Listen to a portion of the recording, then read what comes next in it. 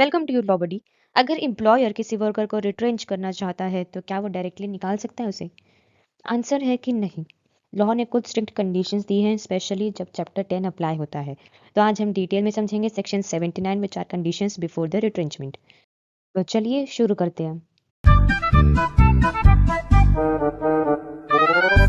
Section 79 का subsection 1 कहता है कि अगर एटलीस्ट 1 ईयर कॉन्टिन्यूस सर्विस में है एक वर्कर, तो एम्प्लॉयर उसे रिट्रेंच तब तक नहीं कर सकता है जब तक कि वो 3 मंथ्स का एक रिटर्न नोटिस ना दे। रिटर्न नोटिस देना ज़रूरी है। नोटिस में रीजंस क्लियरली लिखने होंगे और अगर नोटिस ना दे तो उसके बदले 3 मंथ्स की सैलरी देनी होगी। नेक्स्ट है कि एम्प्लॉयर को अप्रोप्रिएट गवर्नमेंट से प्रायर परमिशन लेनी होगी। विदाउट परमिशन रिट्रेंचमेंट वैलिड नहीं होगा। सबसेक्शन 2 कहता है कि एम्प्लॉयर को एप्लीकेशन देनी होती है इलेक्ट्रॉनिक या फिर किसी भी प्रिस्क्राइब मैनर में। प्रॉपर रीजंस मेंशन होने चाहिए और एक कॉपी वर्कर को भी भेजनी होती है। सबसेक्शन 3 कहता है कि जो गवर्नमेंट है वो इंक्वायरी करेगी, एम्प्लॉयर और वर्कर को हियरिंग का चांस देगी, फिर डिसाइड करेगी परमिशन देनी है या नहीं देनी है।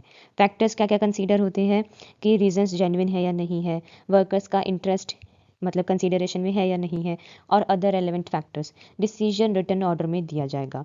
सबसेक्शन 4 जो है ये कहता है कि अगर गवर्नमेंट 60 डेज के अंदर रिप्लाई नहीं करती है तो परमिशन ऑटोमेटिकली ग्रांटेड मान ली जाएगी।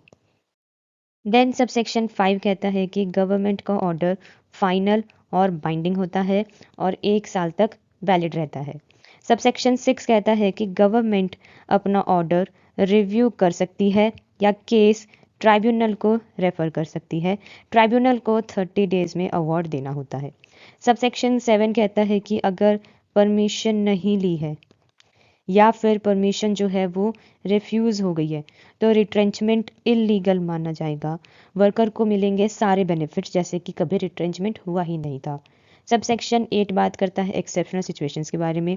गवर्नमेंट स्पेशल केसेस में जैसे कि एक्सीडेंट या फिर एम्प्लॉयर की death notice and permission rule temporary हटा सकती है।